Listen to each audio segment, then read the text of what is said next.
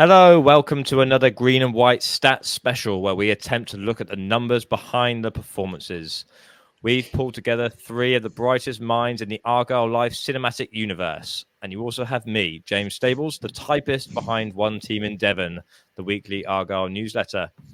With me is everyone's favourite Italian Jana, Alberto Lauciello, former football data analyst at DAZN.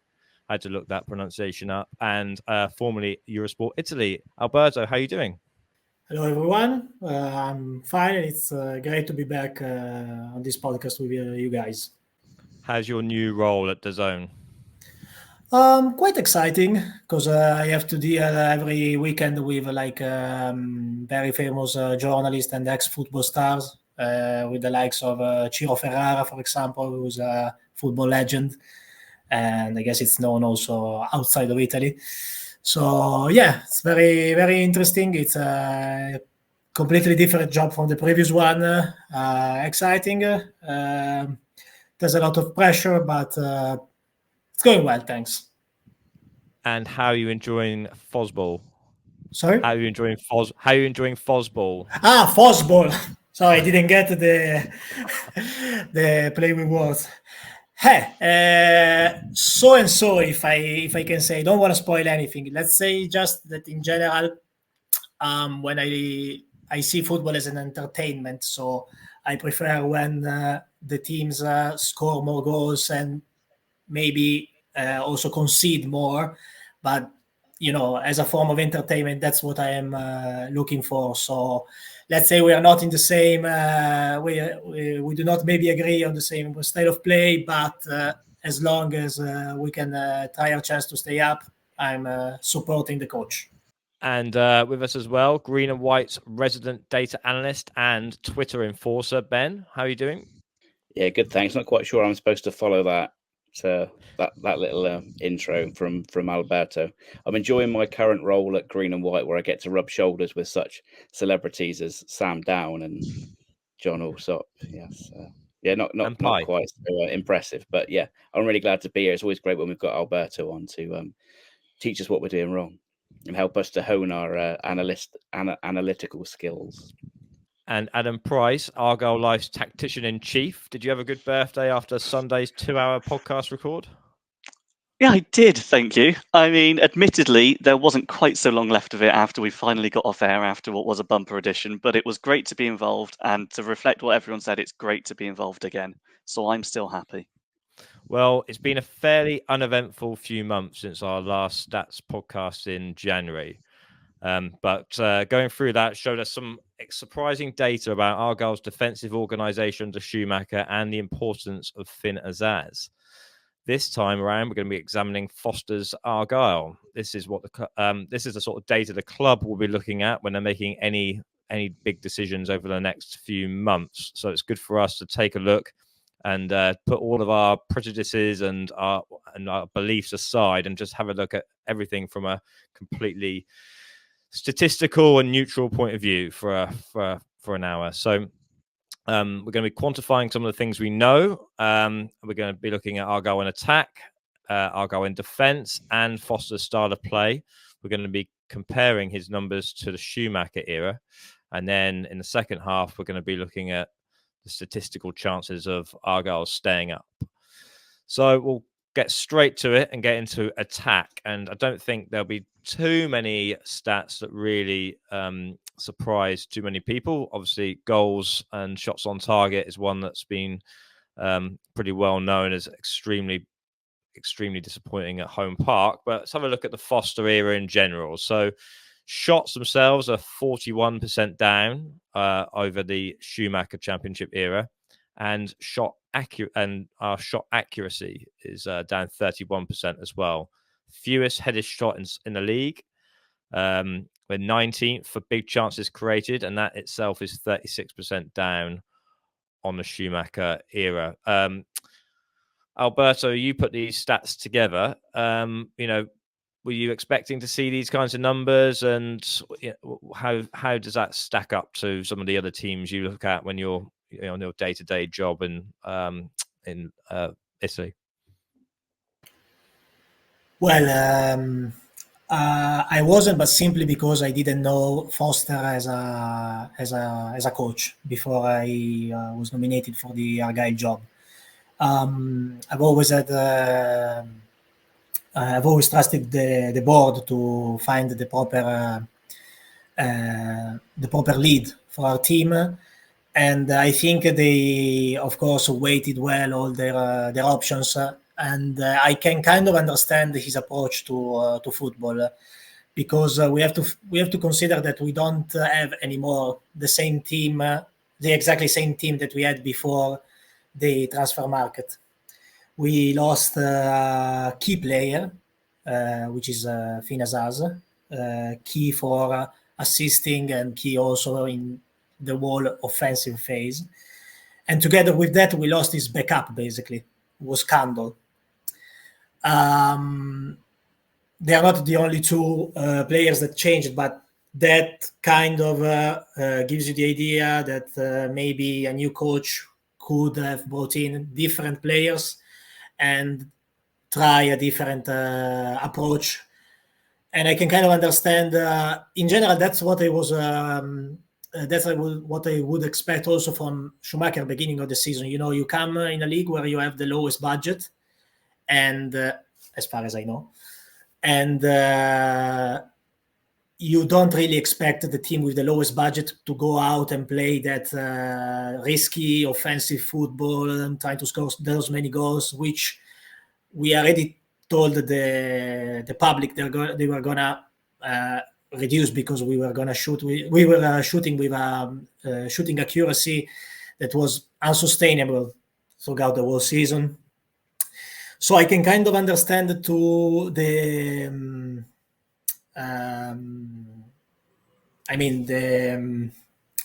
trying to be more defensive and trying to counter attacks. Was I expecting this drop though in the offensive output? Maybe not even that, because some of the players still does, and I thought maybe we would have had like a kind of a midway, both offensively and defensively, like raise and decrease in stats. But yeah, that's what we got now, and that's what we have to work on. Possibly strengthen again, still our defense, and trying to do better in our offense. We have better numbers in counter-attacking. We are first for fast breaks, which apparently it's special to the team now. We are first for both fast break and shots from fast breaks, and that's an increase of 70% from the Schumacher era. So it's a completely new way of attacking. My worries comes when for example, the opponent score first and then can have like the time to reassemble and set their defense, and then we have to attack, and we seems to be running short on ideas, especially when we are trailing, when we are losing the game. We produce less dangerous chances, and it's still kind of a mess. It seems like the players haven't gelled between each other, but they've been together for quite some time. So let's see. I'm hopeful, but the offensive phase, of course, needs an implementation, let's say. It's just before we move on, there's a stat you popped in here: 21st in the league for expected goals on target. Do you want to just talk about that metric very quickly? Because you put in your notes that this is something that we look at the players for. Yes, so yeah, sure. Have a just a quick. We're talking just a briefly lot about Foster and how he's implemented the team, but is there an element in some of these stats that the players, for whatever reason, confidence, are sort of not making the most of what we have? Well, I think Ben is an expert on the shooting accuracy and also on expected goals on target. So maybe it would be interesting to listen also to his side of this topic. But what I can say, basically, just to make it easier, expected goals on target are expected goals that take into consideration where the shot starts from and where it ends. So if it ends like nearby the post, it's more difficult to prevent the goals. If it ends more in the center of the goal, it's easier to save the goal. If it's outside, if it's on the post or outside of the goal, it's zero. It's a zero value. And the fact that we have such a low value of expected goals on target, it means that our accuracy dropped, basically. And also the shots that that the players are taking are not that dangerous. Indeed, even though we didn't score those many goals, funnily enough, we should have theoretically on if we could simulate the league thousands of times, we should have scored even a little bit less, like 30% less, more or less, if I remember correctly. Which is not really due to, I mean, it's partially due to, of course, the coach, but it's also, and the defense that the player find, but it's also about them because the ultimate shooters are them, and they, if they have a chance, they have to, if they're good, they have to try to increase the chance to score. So yeah, that's what I have to say. But I'm also interested to listen from Ben, because I remember that the shooting accuracy was one of his let's say one of the topics that he was interested in. I mean, just to cut in quickly, I mean, the idea of scoring 30% less than we've already scored is quite a staggering thing to contemplate. Ben, brings us really on nicely. I had for you, huge decline in shots, 41% down, accuracy down, the XG on target down. Why? Well, of course, stats can't tell you the whole picture, as Alberto says. The game state affects a lot of things. If you look at the sort of expected goals for our game against Swansea, they had something like an XG of 2.77 because we scored and then basically defended, and it was wave after wave. Now the XG on target, which means the quality of their finishing, as Alberto has talked about, was rubbish. So if they'd been better, that would have been curtains for us. But if you look at the XG of that game, it sort of tells a story that isn't true if you're trying to use that to draw conclusions on its own. And the game state is important, and I feel like there's lots of the intangibles that go with these stats. For example, Alberto was talking about it being on the players and the players'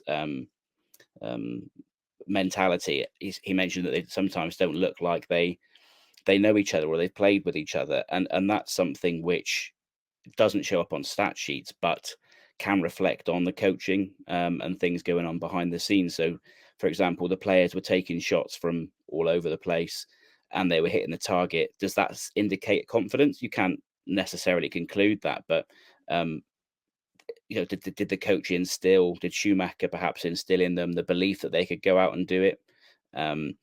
Did they spend more time on the training ground practicing those sort of build-ups and things? We know that Foster is more of an off-the-ball coach. Is there more time being spent in the off-the-ball work? And that loss of familiarity with the less shots we're now taking, the less opportunities are presenting themselves. Is there a drop in the sort of the muscle memory, the instincts of the forward players to get those shots on target, to put them in those high XG on target areas? I always sort of, to explain the XG on target, I always say that penalties have an XG of 0.79 because around 79% of penalties are scored. But if you put the ball over the bar, it has zero chance of going in. So the XG on target is zero. And so the XG on target really tells you how well the players are finishing. And yes, we were at an unsustainable level of finishing previously, but now we've dropped even below the average XG that you would expect, or the XG on target is not even comparable to the XG, whereas before the XG on target, that is the quality of the finishing, was exceeding the XG quite considerably. It's now dropped down to even below XG, not even at an average. And that to me could suggest a number of things beyond the players just all of a sudden becoming rubbish. It could suggest, as I said, a lack of confidence, a lack of practice, a lack of sharpness because of the chances that are being produced. But also, as Alberto said, and it kind of reflected in sort of like blocked shots and things as well, that we're just not getting into positions. I don't want to jump on to further points, but if you look at sort of where we have possession, etc., we're just not getting into positions where we're opening up clear and decent opportunities for players to get away clean strikes of the ball. So obviously, if you're taking a shot under pressure, if you're jostling with a man, if you're trying to shoot through 5 different people, the chances of you finding the right spot are difficult, even if you manage to hit the target. Whereas before, with the clever movements, we always talk about sort of the way that the midfielders would go out, which would mean Whittaker and Mumba could come back round. That their movement would draw men, distract defenders, and then you've got the shot for Finazaz or whoever it was to Morgan Whittaker to find the top corner with a bent shot. Now, obviously, that relied on their wonderful finishing. Not all of those shots go in, but the space was created. Even though that's a low XG shot, they've got open space to take that shot in rather than being put under pressure. So that would show up as a low XG shot, but high XG on target because it's sort of being placed ever so well. But they're able to place it well, and it's able to be a high XG on target shot purely because the space has been opened up by the play. So those are the kind of things I think that factor into this drop off. I don't think it is solely down to maybe the players not showing up per se, but there's all the psychological factors and the effect of the situations in which the shots are being taken, I think, plays a big part. But we are taking significantly less shots, and we're taking significantly less shots than the teams around us since Foster's come in. Of the teams in the 12 league games he's had shots per game, of all the teams down around us, I think there's only Blackburn and Millwall, have taken less shots per game than we have. And Millwall have had a similar strength of fixtures as we have. Blackburn have been awful, but they've sort of got that little couple of points cushion. They're still picking up results despite that. So we're comparatively we're not creating in any way, shape or form like we were. And as Alberto said, although you could expect maybe the defense to improve a little and the attack to drop a little, that seems to have been a little bit unequal in the developments. I mean, the thing about these stats is you have to use your eye, and you can see in recent performances, especially at home, the movement hasn't been right. The style of build up has completely changed. We are going to get onto that from a statistical point of view as well. But Adam, how much of this do you put down to person? How much can we put on personnel? We sat around the 4 of us at the last stats pod with Azaz out of the picture, looking at his numbers, and there was no way that the attacking stats we were firing before Christmas could be maintained by taking his numbers out of the equation. Like, no one will be able to replace that. How much of this is down to that? How much of this is personnel? And do you think Foster was right to move to the 3-4-3 when he came in, based on personnel available? I think, if we look at personnel and we look at who exactly is to blame for all this happening, it's obviously there's going to be no one factor. A number of things are going to be to blame, as it were. And I think this is an area where I do feel a little for Foster in truth, because it's very easy for us to sit here and say, well, we know this team can play attacking football. We know they can go forward. Why can't we just go back to where we're doing that? One major reason, as was covered last time, is because of Finazaz and his absence. You can't just go back to that system and expect it to work, to function just as well when that's not available. So do I think Foster made the wrong choice going to this formation? I think it's debatable. I think regardless, I don't necessarily blame him, because when in hiring Ian Foster, the board and Neil Jewsnip would have known full well what his preferred formation is, and going through that interview process, if they're going to come in and say, okay, we think you're our man, it would be on the basis that switching to that shape and bringing in transfers which all favoured that shape would have been the strategy. So do I think the formation has worked? I mean, I think our eyes have told us a big story on that one, but is there necessarily blame on the head coach there? I'm not quite so sure that there is. But in terms of the personnel that are at the club, I again have a bit of sympathy, and I think that there's a transfer of Lady Luck, as it were. I mean, if we look at the shot conversion that was happening in Schumacher's era, I think we're all agreed that we loved that, and it was absolutely unsustainable. Like, it was great while it lasted, and we loved putting those shots in nets, but that's something that's a real struggle to make last for an entire season. If you were to look at the shot conversion rates for the league, I mean, we're still right up there. And the reason we're still right up there is because we were so high in Schumacher's era that we're able to almost eat up what's happened with Foster when we've had the exact opposite thing. So I think that just goes to show just how much we were overperforming with our shot accuracy under Schumacher and how that's not sustainable. But I think much like Ben said, it's very difficult. I mean, you'd expect a drop off. That's fair enough. It's very difficult to justify it going completely the other way and finding that we're actually scoring, or having our shots significantly below what they should be in terms of our XG against our XG on target.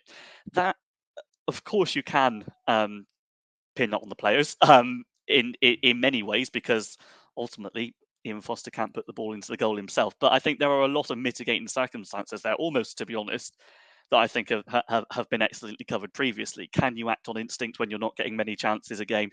No, you can't. If you're getting one big chance a game and you miss it, does it stick out rather when you're getting 5 big chances a game and you miss one? Yeah, of course it does. That's clearly a bigger issue, and that's going to impact your confidence as well.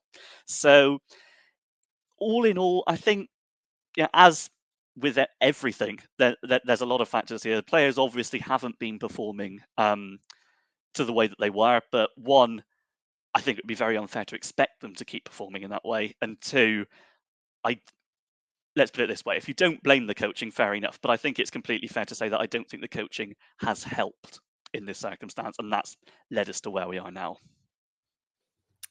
I mean, I don't think there's any surprises for anyone who's even watched a highlights package of Argyle over the last few games from those stats, but it is quite stark to see 41% less shots throughout the Foster era and a 25% drop off in XG. But moving on to the approach, these are interesting numbers that, again, don't necessarily fly in the face of what we can see. But obviously, we're definitely not a possession team under Foster. 22nd in the league for both passes attempted and for possession. Passes down 15% on Schumacher era, and we weren't especially possession-based team at times under Schumacher. 20th for passing accuracy. We're going to zoom in on that a little bit in a minute. And the worst team for passes in the opponent's half. We also have expected assists have dropped 31%, but crosses up 45%.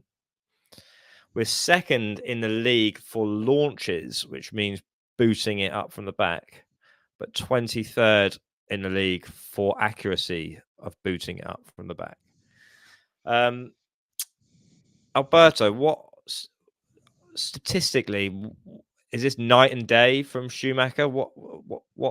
How is this different from how is this different from Schumacher? To what extent, and what do those differences look like? So I wouldn't say really it's a night and day change, but it has some significant differences, of course. As you mentioned already, we weren't, let's say we weren't even with Schumacher a possession-based team. We were already a bit vertical, but now we are even more vertical. Again, as I said before, we are doing it. We are good at fast breaks. That has saved us in some of the past games. And if you just look, even if you're not a football expert and you look at the game against Preston, you can see like the amount of launches, the amount of long passes. Everyone can notice that. So we are relying hard on that. But you can kind of see that we are still not quite used to exploiting this tactic, because, as you said before, we are one of the worst team in the leagues for the accuracy of these long passes. And I give you an example: Rotherham, which under the eyes of everybody not doing well this year, particularly not doing well. They're doing much better than us in launching and launching accuracy. Why? Because they, I guess this is my guess, is because their team was since the beginning based on that, and they knew that that should have been the kind of the approach that they would have had. Instead, with the change we had with Schumacher, then that 4 games period, the 4 games period of transition, and then with Foster, I don't think that the team was planned for that. We do have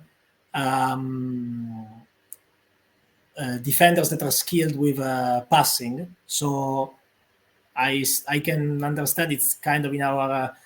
It can be one of the sides, one of the points that we can exploit, but still, I think we have to understand how to do that better. And other than that, I can see that in general we are relying less on passes. We have a bad accuracy passing in the opponent half. The shots we have are less assisted, which means that we kind of rely more maybe on the singular player trying to create his chances rather than those 1-2s exchange or pass matrices that can easily free up a player to have a chance at scoring. You said that we are crossing like 40% more before. That's kind of easy because basically with Schumacher we weren't crossing at all. So we're still not a crossing team, especially from corners. For corners, basically we never cross, and when we do, we are terrible at that. And I was expecting to, like with the likes of Giabi and other taller players, maybe getting better in the aerial game and in the set piece game, but unfortunately we are still a bit back. We're still one of the worst teams in the league. But we do cross more on open play, and one of the reasons we do that is that if somebody remembers from the last podcast, I mentioned that it's useful if you have a plan B when like stuff doesn't work and you just need to shoot and try to get level or try to win the game. And one of the easiest way is to go on the wings and try to cross in. It gives you few chances of scoring, but you can do it often, more often, and try to get more chances of scoring. So we simply gave up on the pullback passes, which on the other hand is one kind of the pass. It's a type of pass that can give you a high scoring chance amongst the when you get to the end line of the pitch. That's the statistically the way to pass the ball that leads you to a higher XG. Of course, if you have the players that know how to come in the area and insert them well in the environment. So under this point of view, it's a big change. We're also dribbling more, I've seen, but with less success. That kind of understandable. We are winning more falls, so that's it would be useful if we could use the set pieces. But again, at the moment, let's say it would be good. It would be good since the staff, I am kind of understanding it's still forming. If I understood well, Foster hasn't finished to have his like backroom staff to coach the players. That would be actually good to have a set piece specialist. Because you can exploit both offensively and defensively some holes that we have in the game, let's say. One good thing, we haven't considered a penalty yet. That's I think something good so far. I don't want to bring bad luck, but so far that's a good thing. And unfortunately, again, since there was a stat you had about passing accuracy in the opposition's half. Have you got that one in front of you? That seemed to have gone down quite significantly under Foster, under Schumacher. What's Ben? Is this again a lack of movement, organisation that we were talking about again? Why is the passing sort of gone wrong? It's again something you would see it in the eye, and you'll sort of think, well, what's going on there? I think it's a tactical thing. Again, it's wedding there. So with Schumacher, we're having less possession. Ironically, there's kind of a similar principle involved in the build-up for both of the to really oversimplify it and be reductionist. Under Schumacher, the keeper had to play, but with the ball at his feet. But the idea was in the build-up, eventually you draw someone in that would create an overload for either Houghton to ping it to a fullback, breaking up the line, or to one of the other two midfielders who play the more advanced roles into space, and the ball would advance. You'd create the overload there, and would move dynamically through the thirds. With this system, it seems to be a similar idea of keeping the ball until there's an overload and then breaking away. That the idea of committing someone out to draw someone out of position from the defensive formation and then breaking. The difference seems to be that we're now, when we're getting caught under pressure, going a bit more safety first than just clearing the ball upfield. That high number of launches seems to be a safety first approach, whereas before we would perhaps give the ball away. And I think Alberto highlighted brilliantly in the stats piece last time how we were like second to bottom in the league for allowing penalty box entries. We seem to give the ball away and let people drive at us, whether that's either in transition or just being porous when we don't have the ball. But certainly part of that is we give the ball. Under Schumacher, we gave the ball away in more dangerous areas, whereas now we're launching the ball more. But because we only then create, because we don't play more risky build-up play, we don't necessarily develop the opportunities to get into the box. With the teams are quite happy to let us build up slowly in front of them until they catch us and we have to launch the ball, as it were. So you're not getting the dynamic build-up play. And also, I always go back to this point, but under Schumacher, the two wide men were very wide and very deep, which created space in the middle, which means you can obviously play more passes in the middle and you can advance the ball better through the middle. At the moment, they seem to be sitting quite deep. In fact, almost getting in the way of the wing backs rather. And the whole point of having wing backs is that they can go box to box, as it were. They've got the freedom to not be so defensively minded because you've got the three centre backs and a screening midfielder. In fact, we had two screening midfielders against Blackburn, really. And the idea is that they can go for so really with the wing backs, usually expecting your forwards, your inside forwards to really be outside forwards, and that's just doesn't seem to be happening tactically, which means we're just not getting, as Alberto said, we're not getting the assisting passes that is passes which are setting up opportunities, which, as I mentioned in the attacking section we just talked about, that was one of the the hallmarks of Schumacher's attacking build-up play was the movement, the passing to set up people in space. So I think that's more of a result of the tactical. There's more. I don't keep using the word safety, but more perhaps reticence to be so cavalier. And of course, that's good if it has a benefit in that you can keep the ball recycled until you get the chance to break. But if you're just recycling and getting nowhere because you keep having to punt it away, eventually you don't ever get to the opposition's half, especially if you're not, as we've said, the accuracy of those is in the very bottom, and the accuracy of those launches. So you're launching the ball upfield and you're not really picking up the second balls and the third balls that you'd hope to, even if you're not getting the accuracy right. We're not getting that, or the second or third ball. So I think that's the big worry. We don't seem to be able to under Schumacher, we did have more possession, but I don't think that was necessarily in the attacking part of the pitch. A lot of that would have been sort of playing it around the back, trying to draw, the press to be able to break through it.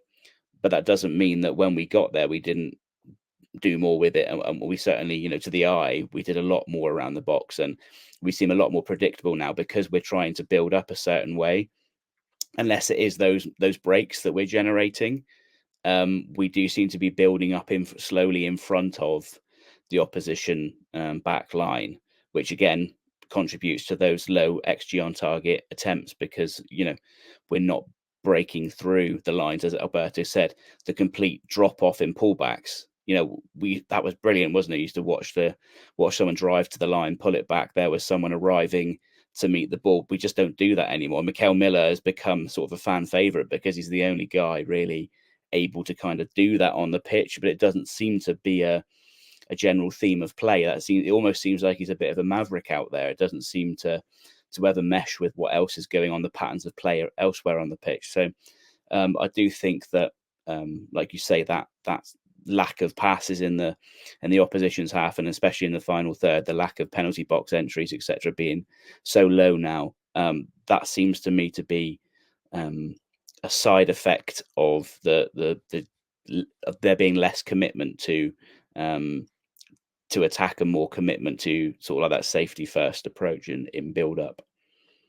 Yeah, the 45% increase in crosses does feel like the Miller effect of one, having wing backs in the first place, but also seem to be predominantly building up down the right and having more freedom on the right, on the left, sorry, and delivering crosses from there. And obviously the cross accuracy hasn't been great, and that's obviously borne out on the eye. Adam, second in the league for launches, 23rd in the league for accuracy of launches. How damning is that of the system, of the tactics, of the instructions, when we're obviously not very good at it, and we don't have I don't think anyone could argue we have the players to really benefit from a booting from the back strategy, right? No, not at all. And I think the point, Alberto, you made about Rotherham is completely reasonable. I mean, their team is clearly made for that sort of style of play. I mean, you can try launching for days, and you're going to have more success if you've got the likes of Tom Hughes and Jordan Hugill in your attack than you are Ben Waine. It's just the way it is. So I think, yeah, it's hard to put anything on the players there, in truth, because it's clear that a lot of this is not working. Now, there can be mitigation. Okay, these things can be inversely proportional, because obviously if a team launches rarely, they're only like to do it when it's the most obvious thing to do, and that's more likely obviously then to come off because they've made the decision to do it when at the best time. Whereas if you're launching with impunity, then you're less likely to make it work. But you're certainly less likely to make it work if your team is not built for it, which we're not. And I think that is something that I struggle with, because it's one of those things where, again, we're looking at football being an entertainment business. The stats are telling us this, and our eyes are telling us the same. Nobody enjoys going and watching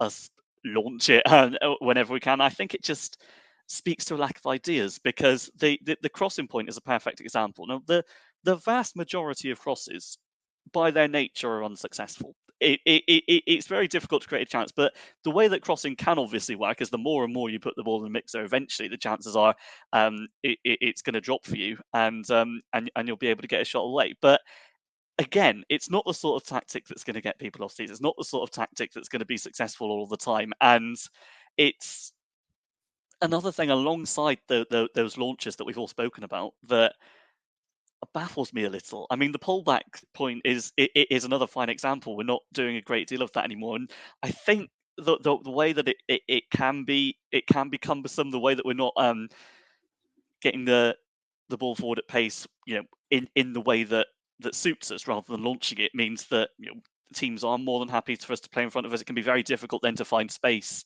in the box for that pullback to be successful, and it's great when it is.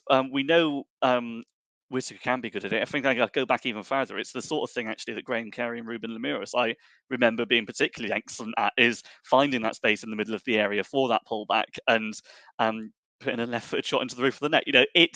That's the sort of thing that we know can be successful. And right now, in a lot of our build-up and a lot of the way that we're launching with no clear strategy, it makes it difficult to be successful in more ways than one. So yes, the stats are bad, and that maybe there is mitigation for that, maybe there isn't. But I think what our eyes are telling us is exactly what the stats are telling us at the same time. That there's a lot of things here that aren't working for whatever reason. And one of those for sure is that we've got a style of play at the moment that really doesn't seem to suit what the team was built for. Now, could that be different? I mean, I guess that's an argument for, well, if Foster had a summer transfer window rather than just a month in January to build a side, and we had something that we were looking to build a success around, then yes, of course, that may improve his chances. But ultimately, that's not the situation we're in. We're in a very different place now of having 8 games potentially to decide our championship status, and there's no transfer window in between. So we've got to look at it from that basis. Is it unfair on Foster to look at it and say that? I'd say it is, but it's the situation. We've got to live with that, and there's got to be another way that's going to suit our players just that little bit more, and may even be more exciting as we do it. It is unfair on Foster, but it also speaks to questions marks over, like I asked you earlier, whether he was right to move to certain formations or strategies, or whether he should have, he could have waited to the summer to implement his style with a full transfer window and made more or even tweaks to the existing system. Yeah, so even revert. He doesn't know his players till he comes in, does he?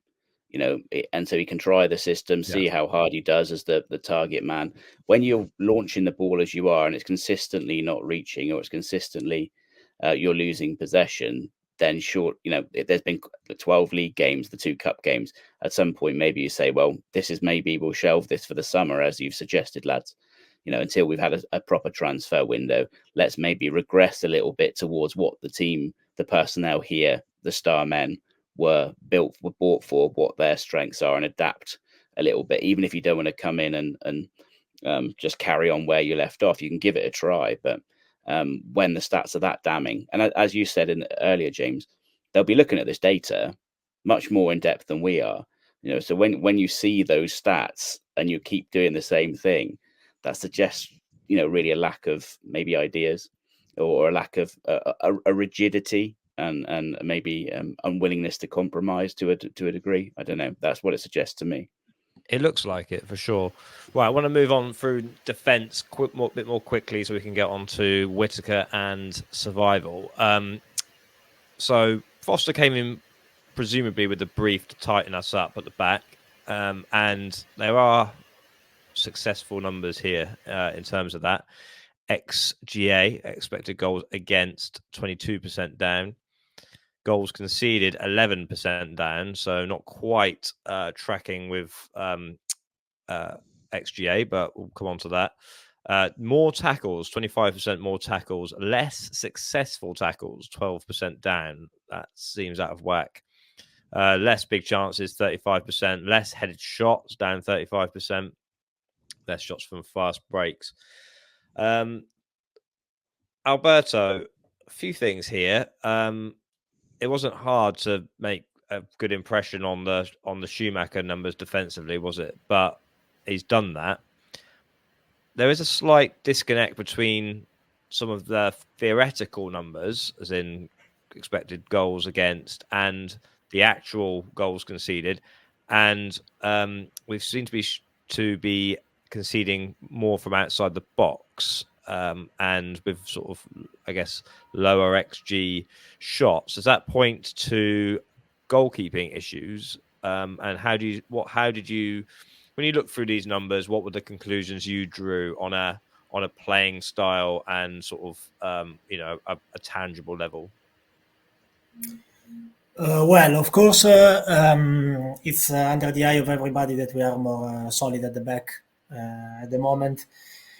We are conceding less thanks to also the off-ball tactics of Foster's compared to the style of play that we had with Schumacher before.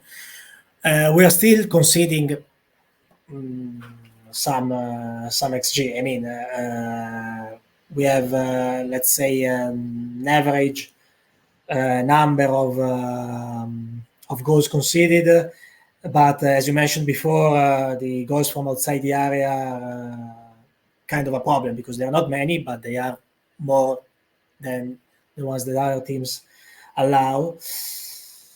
I think there are a couple of problems I've seen from watching the games and watching the stats. From watching the stats, compared to the first part of the season, the goalkeepers have been slightly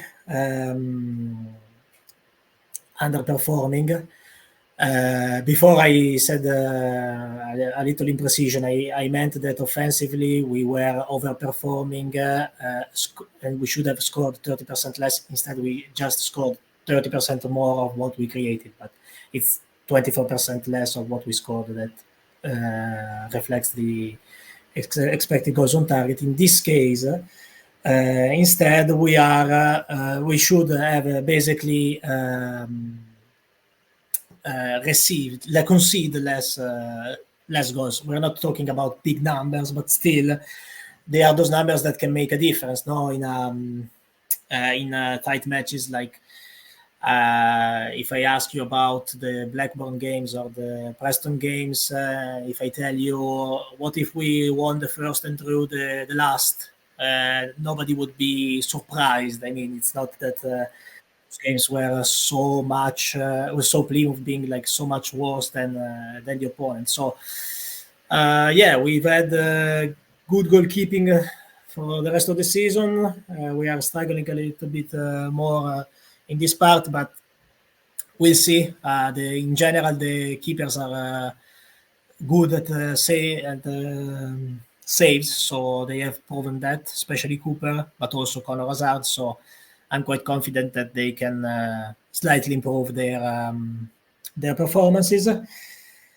And then, yes, there are other data that are we are still good at blocking shots, although I can see some difficulties in the man marking, and especially we are conceding some goals where either again we are not marking the player, or we are marking it but we still allow like a shot under our legs, or we can't like really block those shots that for the keeper are more dangerous, because when you have the defender marking the forward, you kind of consider the space blocked by the defender kind of safe. No, you're not expecting the defender to let the ball pass from under the legs. So those are difficult shots to be saved. This is what taught me, like actually last weekend, the brother of Fabio Cannavaro, or another legend that I had the pleasure to meet in my new job. So he was talking about Naples, which had a similar problem. So now I could see that in some of the recent goals. Phillips is a young lad. He's very good. But sometimes you can see those like kind of naive marking from him and from the also other defenders. Yeah, for the rest, in general, I have to say that the stats defensive-wise are good. As you said already, we had less through balls, which was a big problem with Schumacher. If you remember the analogy that they made with a hot knife through butter, it was like the opponents were cutting us with those through balls. Now we managed to reduce them. Also, we allow less touches in our box, which we used to allow so many. It was like eventually you could see that any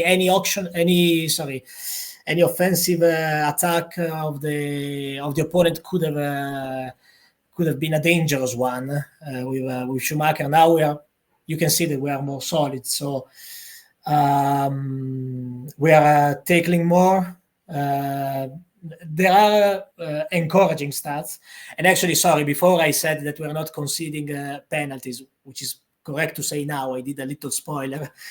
Indeed, I wanted to mention that we were going less into the opponent half, but I mixed up, so I did. Sorry for the spoiler, but yeah, we haven't considered a penalty yet, which I think is remarkable. We should get better at defending, especially in the aerial part. We can get better at defending. We have to be more careful with the shot from outside, but we've reduced the average shot danger that we face. So we have improved. There's still room for improvement. But yeah, we have to recognize that we have to give credit to Foster. He has improved a pretty tragic situation that he found when he came in. Yeah, I think we did the maths. It wasn't too hard to sort of work out that if you take Azaz's contributions out, we're going to see a drop in XG. The XG against was so high that we had to make improvements. So yeah, credit to him for that. And if you presume, Ben, if we can get something firing through in front of the opposition's goal, if we can create a bit more, then we could be looking at a more positive situation. It's, we're not saying that will happen, but if it could happen, that would be a long way to safety, wouldn't it? Yeah, it's one of those where, for example, some of those stats like the increase in tackles, we've got less of the ball, so you need to contextualize that. Of course, we're going to be attempting more tackles because the opposition's got the ball more, but some of those are genuinely, the conceding less big chances means we're better organized, I think, in general, if you want to draw a very generalized conclusion. So there is a lot of good improvement. The problem is, as you've just suggested, we're not producing a great deal. So it sort of means that when we make those individual mistakes, or when we get that one goal against us, it has a lot more jeopardy.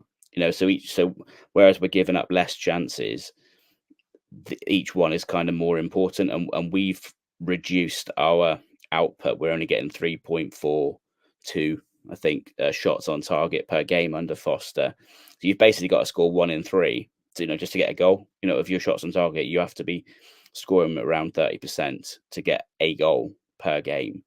That's quite a lot of pressure on the forwards, and so there's a lot more jeopardy both up front and in defence. This part of the thing with the Schumacher era was, you knew you were going to concede, but you always felt like you could go and score, and sometimes you're on the wrong side of that, sometimes you're on the right side, and we were blessed to have the unnaturally good finishing that we had for a while, at the start of the season. But you always felt there was another chance. You didn't feel like, well, that's it, game over. And sometimes I feel because of what we're not producing, when the opposition score 1 or 2, you think, well, that's it, that's game over. Even one goal can have that kind of feeling. Whereas under Schumacher, you might go 2 down and think, we can get 2 goals in 20 minutes or so. So I think psychologically for the fans, that does have an effect. But there's definitely been a defensive improvement. Doesn't mean we're actually that good defensively. We're still, we've still got the same players. There's only so much Foster can do with organisation and off the ball work. But he has lived up to a degree to that side of his game. I think the big problem is the difference between the XG we're producing and the XG that's produced against us. I think that's slightly worse nowadays, purely because we're just producing so much less up front. Although we've reduced our XG against, our XG has dropped off more than we've reduced the chances against us. So I think over the past 12 games, only Millwall have a worse relative XG between what the team is producing on the pitch and the opposition are producing. So, you know, the imbalance between what you should potentially score and what the opposition should, of those teams down the bottom, sort of with us, discounting Rotherham, I didn't put those in the calculations, but out of QPR, Huddersfield, Swansea, Stoke, Blackburn, Birmingham, Wednesday, us and Millwall, it was only Millwall who had a minus 0.58 XG per game on average, and we were 0.39. So that's kind of the problem, is there's a lot more jeopardy if the opposition is going to score and we're not producing a lot, but they're producing more chances than us. Doesn't really matter how good you are defensively, because you can lose all those games 1-0, basically, is what that stat suggests. The point you make is on the money. We need to start producing more up front. We need to regain some of that. We need to regain, as Alberto suggested, you know, there's going to be a reduction one way, but it needs to be a more, you know, there needs to be an equilibrium between the reduction and the production. And, you know, that's a hard balance to get. It's not a magic formula where you just say defend a bit more and attack a bit less, guys. It's so much more complicated than that. But as we've highlighted, I think there's metrics that we've seen that we're performing so badly, and that a change in certain parts of the pitch, certain aspects of the play, you know, seem like a no-brainer and should provide some better results. I'm going to skip on, Adam. I'm going to give this next one to you, but we're going to move on to Morgan Whittaker. Ben put together some stats that everyone will be able to read in the newsletter and Argyle Life blog post on Whittaker's performance under Schumacher and Foster. Headline numbers: 18% less touches, basically 30% less touches in opposition box, 37% fewer shots, the same XG. That's a big reduction between 18 and 37% in the key touches, dangerous touches and shots. What's going on? What's going on there? Is this systemic? Is this that opposition players, opposition teams can put two men on him with impunity, given we don't have the Azaz threat on the other side? Is it a drop in form? What are you seeing from these numbers, or is it all three? Yes, possibly a cycle, I'm thinking, in the sense that we'll have a game, like, let's pick on West Brom as an example, where it doesn't work out for Whittaker. You know, that will lead to a drop in morale. That will lead to us not trying it more often, and when it doesn't work again, the same thing happens again. I think, as far as Whittaker's concerned, it's pretty damning, and it's particularly damning when you consider that actually when Foster first came in, Whittaker's run of form didn't stop. He's scored a goal against Cardiff. He scored the winner at Swansea, and in that time we've rejected a quite substantial bid from Lazio. So it's not as if Whittaker dropped off right away. It's what's been happening since is a worry. I mean, you've said it there: fewer touches, and even fewer touches that in the opposition's box. He's not getting into those key positions that we want him to be in as often as he has. So what's happened? Obviously, the fact that we've got less of an attacking input as a team does not help, and it makes it a lot easier to mark Whittaker out the game when you know that there's not too much more creative that we're actually going to manage to do off of it. And I do think that it's fair to say that there's been a drop in form, which is nothing against the player, because he's been largely excellent, but he was so good, again, much like a lot of the stats we've mentioned, so good in the first half of the season that, of course, you'd expect some sort of reversion to the mean in the second half of the season, even if it wasn't quite as to this extent. So yes, there has been a drop off in his own personal performance. Fair enough, he's a young player, that's going to happen sometimes. But again, it's one of those. I'd go back to the same point that I made earlier: is that down to the coaching that he's not getting into the positions that he ought to be, I suppose that's up for debate. But whether you blame the coaching entirely, I think you'd certainly say that it hasn't helped. And the fact that we are in a situation where he's much easier for opponents to mark out of the game, safe in the knowledge that we don't have another Finn Azaz who's going to put those defense splitting passes in or be the creative force that he was in the first half of the season. Now we don't have that, obviously. The key is obviously Whittaker.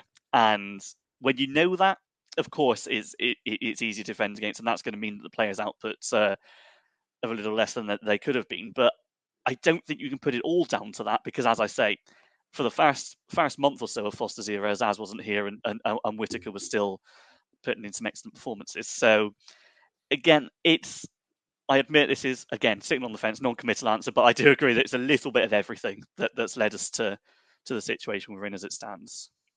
And I think the numbers show that he's actually doing, in front of goal, he's doing well. So, he's having less touches. Is that down to the opposition marking him out? Is that because he's not making himself available? But he's getting 2.4 shots per game under Foster. He was getting 3.81 under Schumacher, but his shots on target haven't dropped much at all. So, but just to stop reading out numbers, 33%, a third of his shots were on target under Schumacher. Under Foster, 45% of his shots are on target. So he's upped his accuracy, even though he's getting less shots and less touches. He's still getting the same expected goals per game, despite having less shots and less touches. So he's doing well when he has the opportunity. He's being creative, and the actual goals he's scoring, he's still outperforming. So under Schumacher, was an XG of 0.23, but getting 0.43 goals per game, so almost double what you would expect him to get. Under Foster, 0.23 XG, exactly the same, and 0.42 goals. So he's literally like, 1/100th of a centile per game less goals. So he's actually being very clinical, more clinical under Foster than he was under Schumacher. So he can't be faulted for his efforts on goal. It's about, why is he not getting more of them? Why is, and to be fair, although he's getting 40 touches per game now, and he was getting 49 just about under Schumacher, the last two games skew that massively. Without the last two games, he's down to 34, 35 touches per game. So that's a huge decrease in touches. So the questions have to be asked. Is he not doing enough to get himself free, or is it a systemic thing? Personally, I think it's a systemic thing. I think when he was able to press further forward into space, that suited his game more, to cut back in from the dead ball line. But that's not the role that Foster's given him. Then does he need to adapt to what's being asked? I don't know. You can't make yourself necessarily overnight better in the air and things. So again, what does the eye tell you? It's hard to. The people have argued for all sorts. People have argued, haven't they, that he's being a bit lazy, or people have argued that he doesn't suit the system. People have argued that the system needs to change. I guess we'll see going forward. Now the last two games he's had more touches. Is that a sign that Foster's getting him into the game more? Is it a sign that he personally is getting himself into the game more? We'll have to wait and see on those. Yeah, I should have noted that in the last two games, Whittaker had 64 and 70 touches respectively, which was a big improvement in your numbers, Ben. First 10 games under Foster, he only had 34 touches, so he's doubled touches of the ball from the first couple of games under Foster to now. So that's clearly something that has been addressed, and they want to get him on the game more. I want to move on again. Alberto, you've produced this wonderful chart, which was actually reproduced from the first stats pod under Schumacher, which makes it all the more interesting. And it's the scattergraph of relegation threatened teams since the 18-19 season, showing the ones that survived and the ones that got relegated. Now, you plotted Schumacher's Argyle statistically on the on the graph. Everyone needs to go and look at this on Argyle Life or on One Team in Devon newsletter. Schumacher's Argyle is a huge outlier in terms of goals scored, goals conceded. We know that it's right up in the top right. It's marked in red. It was marked in red because teams that have those characteristics don't tend to survive relegation. You've now plotted Foster's Argyle on the same graph. He's almost on the crosshair of bang on average for a relegation threatened team's XG and a relegation threatened team's XGA. So Foster has somehow managed to produce almost the bang average relegation team. But more often than not, teams with that characteristic tend to survive. There's a lot of green badges around here, just about, and a very, very slight increase in XG would tip it much more towards the green teams, right? Is that how you would how I should be interpreting that graph? How should we interpret what we're seeing there? Because it's quite an interesting visualization of how teams fare and their characteristics, isn't it? Well, first of all, you're not going to get a definitive answer from me because I am Italian and I am superstitious. So I'll try to be as balanced as I can. Well, from that graph that you will be able to see in the One Team in Devon newsletter, you can see that, yes, basically, as James said, the performance of Argyle nowadays are under Foster of the average relegation threatened team. From then on, what could improve to enhance the chances of staying up?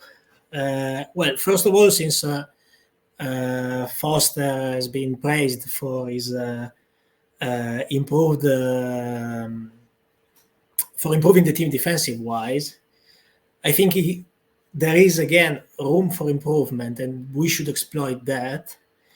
Why? So because even though, regardless of all the good stats that we mentioned before, we are still facing the fourth most shots, and we have the fifth highest expected goals against in the championship, which doesn't help if, on the other hand, you don't produce more offensive-wise. So, of course, for us, it's easy to say that. No, we see the result, we comment on that, we are football fans.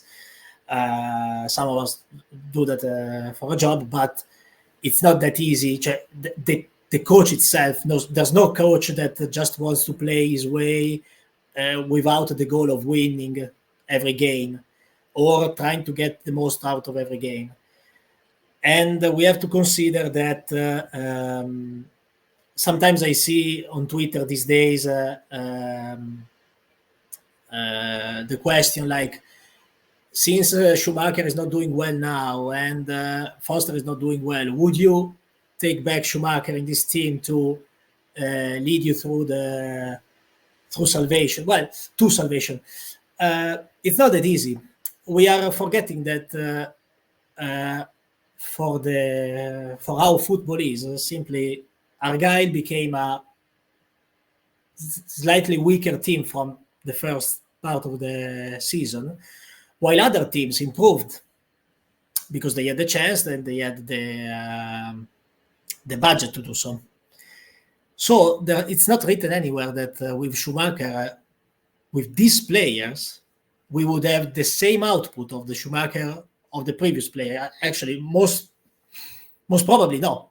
Not just because there isn't DAZN and there isn't Candle anymore, but also because teams tend to adjust to your tactic, tend to read you better. At the beginning of the season, Argyle was also kind of a surprise for most of the teams. So, we are now an average team that fights for avoid relegation. But if you will be able to watch from that chart, you can notice that in the past 5 seasons, there are just 2 teams that ended up safe at the end of the season with a with a worse defense than ours.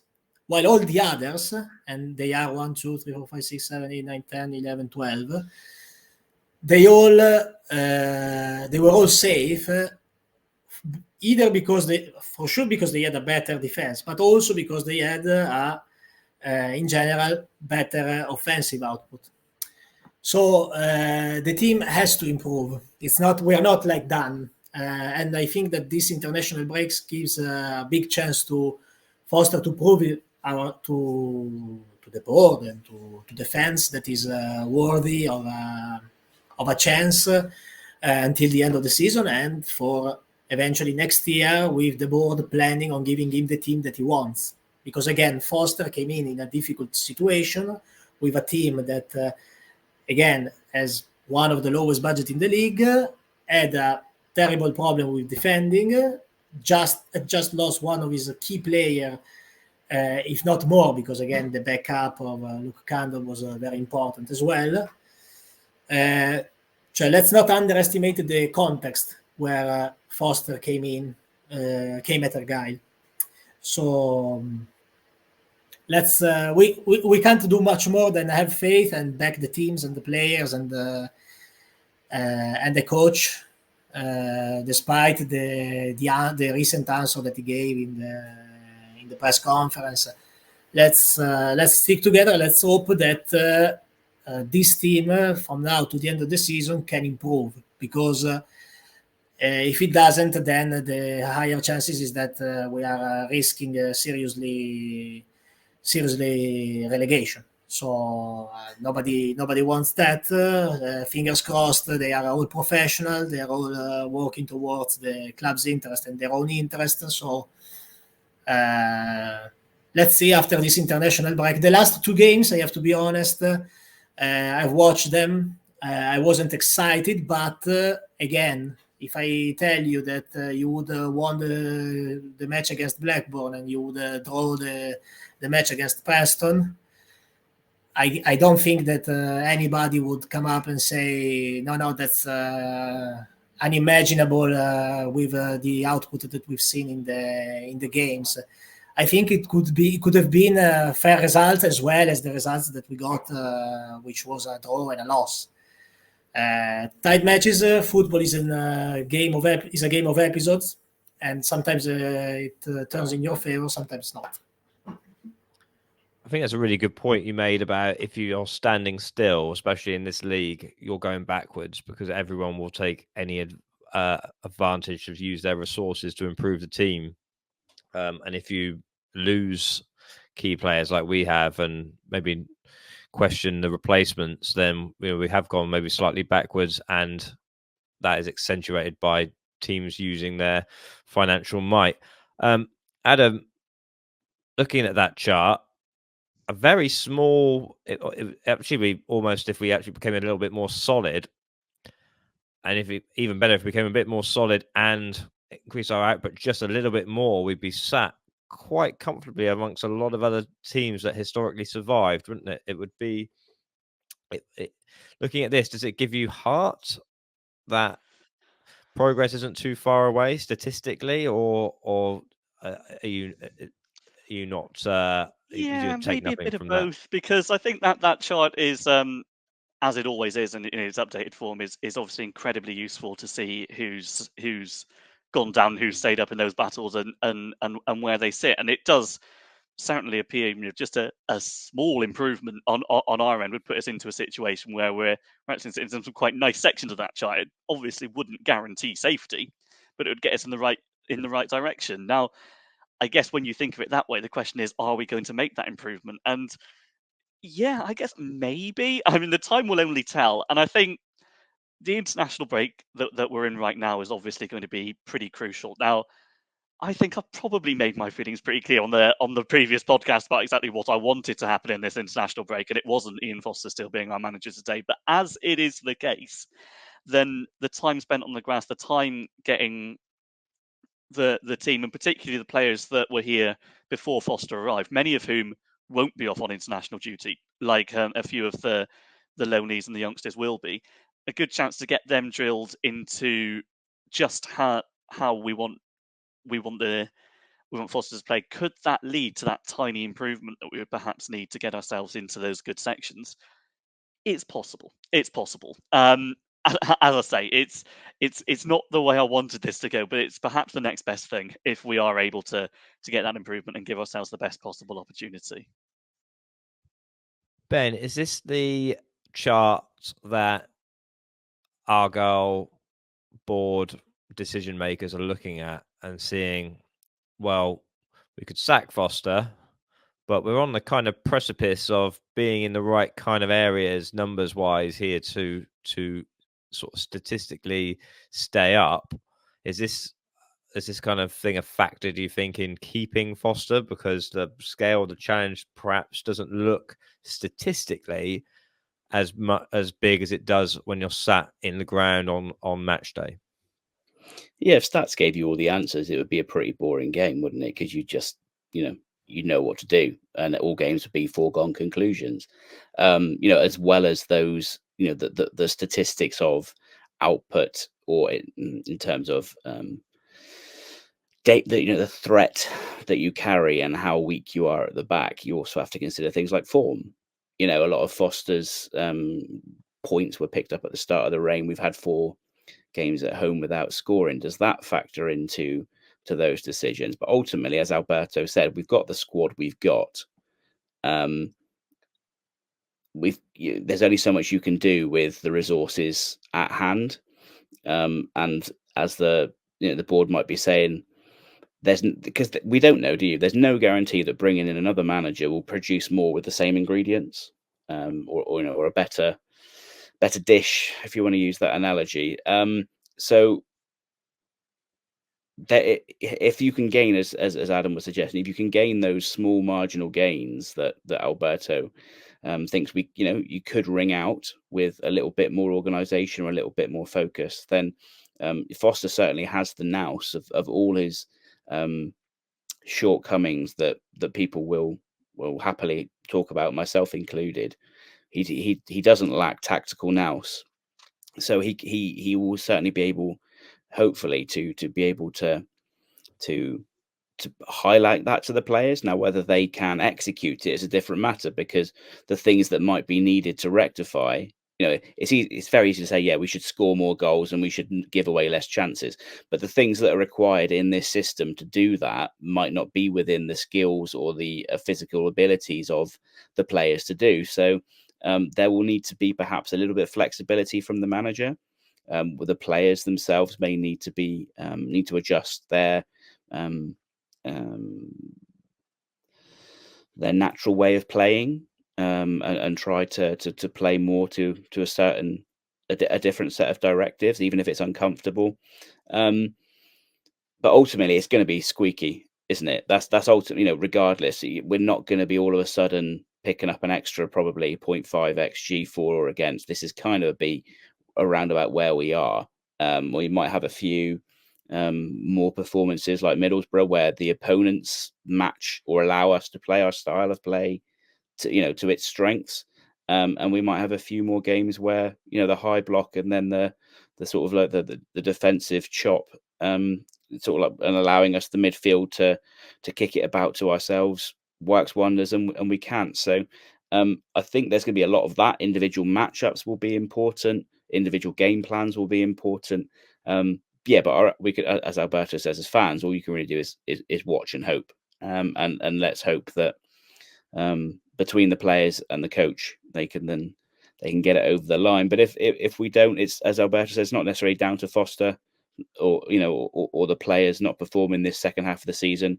It's a whole new set of circumstances, and effectively a whole bunch of different teams involved in post January window. So that maybe we're seeing the improvement of certain teams, the decline of ourselves and others, and maybe finding causation that isn't there, because causation, or correlation rather, doesn't always equal causation. Just because something seems to be happening at the same time as something else doesn't mean that that's the cause. And just because we started to decline comparatively, in the 12 games that we've had under Foster to what we had before, doesn't mean that there's, as much as we can point statistically, we can't say that wouldn't have happened if Schumacher was still here either. Right. Well, I think we've been through a lot. We'll leave it there for tonight. At 1 hour 20 of stats, I think, is the maximum we should expect of anybody. So, guys, thank you very much. Alberto, grazie for putting all this together, what you do for these podcasts and for the One Team in Devon newsletter. Stats are just incredible. You've obviously got, I know you have a couple of day jobs, so you find the time for them is so appreciated. A lot of stats, a lot of XG chat, but I think we have a highly objective look at what is being quite a highly charged situation over the last few weeks, and hopefully maybe it settles a few nerves or focuses the mind. And as I said earlier, we're supposed to be a data-driven club. You know that higher ups inside the club will be looking at these stats and a hell of a lot more. So hopefully we've given some insight into what they're seeing, and maybe it can even guide some of our expectations and decisions. Guys, thank you very much. See you soon. And everyone, thank you for listening. Good night. Thank you, guys.